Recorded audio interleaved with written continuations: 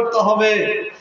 আমি এই পার্থিব জগতে ক বছর বাঁচব, আমাদের জীবনটা এভারেজে 60 বছর অথবা 70 বছর, এর মধ্যে আমাকে কিছু পুঁজি সংগ্রহ করতে হবে, করে আমার আমার আল্লাহর সঙ্গে দিদার করতে হবে। সেই দিন সওয়াল জবাব করে সেই দিন আল্লাহর সামনে পরীক্ষা দিয়ে উত্তীর্ণ হতে হবে, পাস হতে হবে, তবে আমি আমার আসল গন্তব্য স্থানটা পাবো আল্লাহর কাছে, নচিত পাবো না। আমি খুব ধলো, আমি খুব সাদা, খুব সুন্দর পছন্দ, মৃত্যু হবে না এমন খুঁজে পাওয়া যাবে না। ভাই আমার, আমি এমন এক জ্ঞানীগুণী ব্যক্তি, পণ্ডিত, আমার মৃত্যু হবে না এমন খুঁজে পাওয়া যাবে না। ভাই আমার, বন্ধু আমার, তিনি আল্লাহ, তিনি নরম হলে রিহাই, গরম হলে পিটাই, তিনার দরবারে সমান, তিনার দরবারে সবাই সমান। তিনি হলেন আল্লাহ। সাদা কালো, দেশি বিদেশি, এদের ওদের, ও দলের এ দলের, ল্যাংড়া কানা খোড়া কুজা, ডাক্তার মাস্টার হাফিজ সাহেব মুফতি সাহেব পীর সাহেব, শিক্ষিত মূর্খ, ধনী গরিব, চাষা পুষো, অচল সচল, দুর্বল সবল, মরলে সব একদল, এ কথাই সঠিক। ভাই আমার, বন্ধু আমার, এর কোনো ভেদাভেদ নেই, সকলকে মৃত্যুর মজা চাপতেই হবে।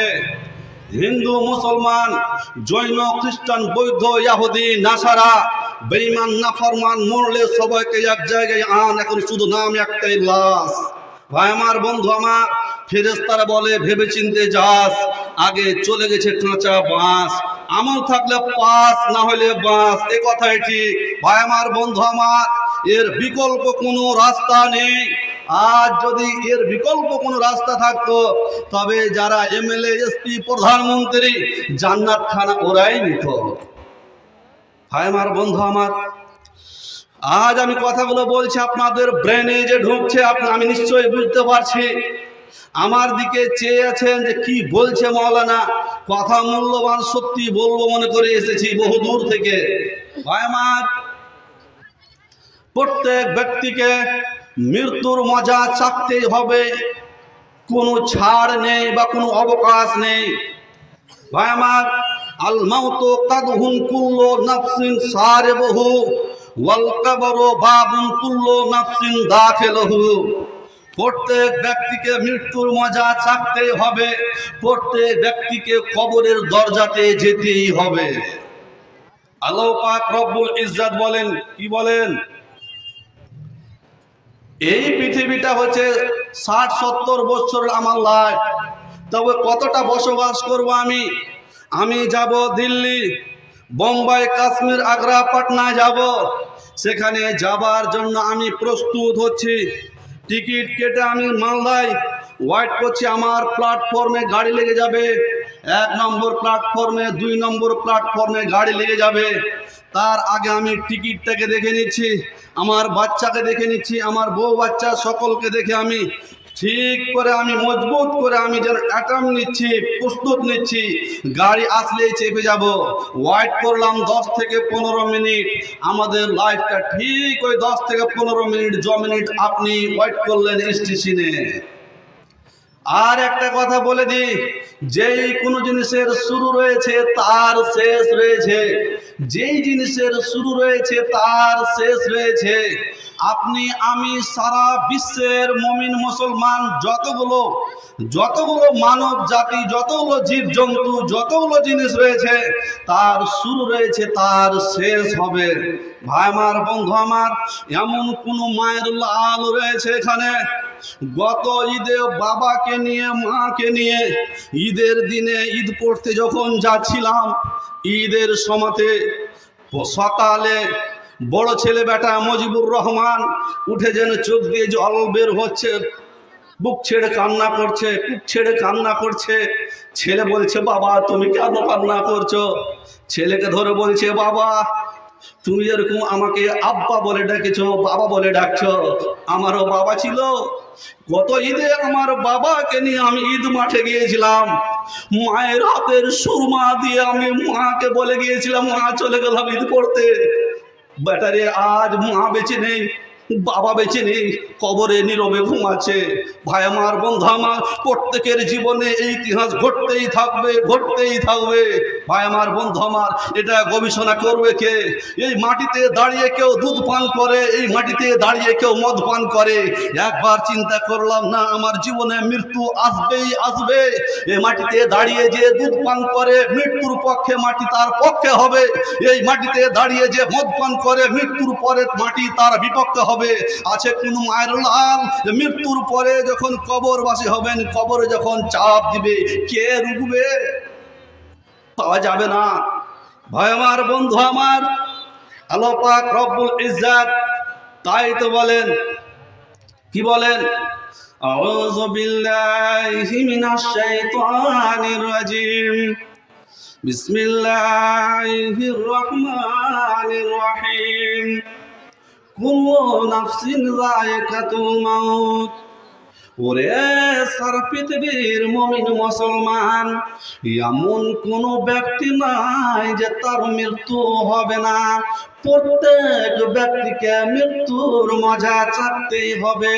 প্রত্যেক ব্যক্তিকে একখানা খাট রয়েছে, সেখানে শুয়ে আমার সমস্ত দামি পোশাকগুলো ছেড়ে, সমস্ত দামি লেবাস ছেড়ে, একখানা সাদা সাদা পোশাক করে আমাকে একখানা চার পাইয়া, আমাকে একখানা খাটলিতে শুয়ে যেতে হবে।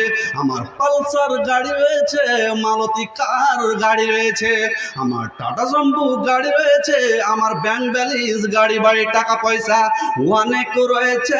এগুলো আমার কিছু যাবে না। এ ভাই আমার, বন্ধু আমার, এ মায়ের আমার, বোনেরা, সারা পৃথিবীতে যতগুলো ব্যক্তি যখন মৃত্যুর সময় যখন পোশাক পরিয়ে দেওয়া হয়, এমন কোন ইতিহাসের পাতায় দেখেছেন যে কাফনের কাপড়ে পকেট রয়েছে? না না, আমার যতগুলো ব্যাংক ব্যালেন্স, গাড়ি বাড়ি, টাকা পয়সা রয়েছে, আমার সঙ্গে কিছুই যাবে না, আমাকে একাই চলে যেতে হবে। এ ভাই আমার, বন্ধু আমার, মাওলানা আকরামুল হক, আপনি তো বললেন মৃত্যু হতেই হবে। আল্লাহ পাক রব্বুল ইজ্জত বলছেন মৃত্যুর মজা চাকতেই হবে। মাওলানা ভারতে বাস করব না, আমেরিকা চলে যাব। মাওলানা ভারতে থাকবো না, ইংল্যান্ড চলে যাব। মাওলানা ভারতে থাকবো না, Japan, German, Thailand, England, Indonesia চলে যাব। মৃত্যুর হাতে ধরা দিব না।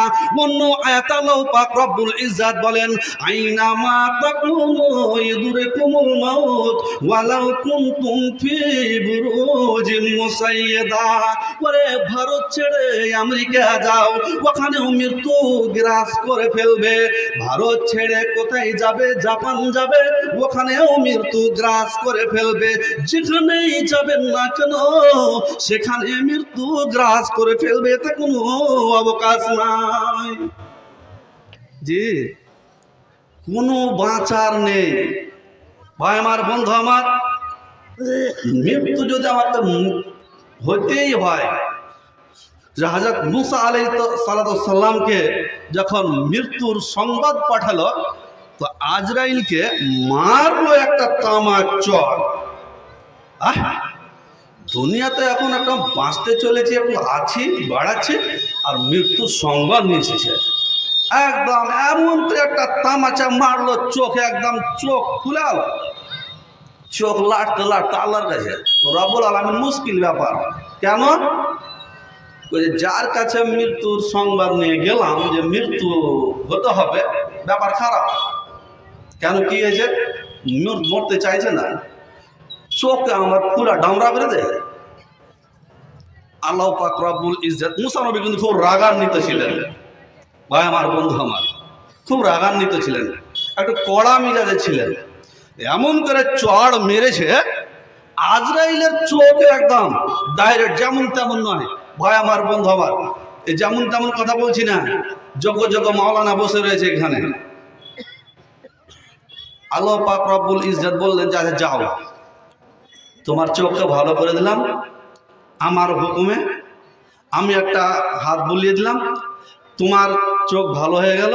তুমি এবার যাও, গিয়ে বলো যে একটা গাভীর হাতে যেন হাত রাখে। হাত রেখে যতগুলো লোম দাবা পড়বে তত বছর বাঁচবে, তারপরে আবার আমার কাছে আসতে হবে। আবার ফিরে এসেছে। মুসা নবী বলছে কি ব্যাপার? তো বলছে যে আপনাকে একটা গাভীর উপর হাত রাখতে বলেছে, যতগুলো লোম দাবা পড়বে তত বছর বাঁচবেন। তো মুসা নবী বলছে তারপর, মানে তখনও মিজাজ যায়নি, বোঝা যাচ্ছে যে তখনও মিজাজ যায়নি। তারপর তো বলছে যে তারপর আবার আমাকে আসতে হবে আমার ডিউটিতে। তো বলছে ব্যাপার তাহলে খারাপ, যেতেই হবে? হ্যাঁ। তাহলে আর দেরি করে লাভ নাই, আমার নাফটা এখনই বের করে নাও।